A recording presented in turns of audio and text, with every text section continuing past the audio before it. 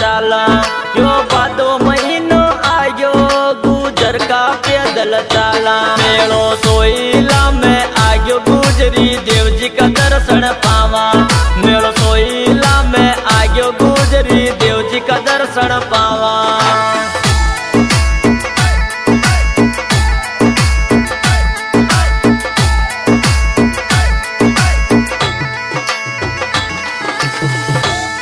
यो भादो महीनो आयो गुजर का पैदल चाला।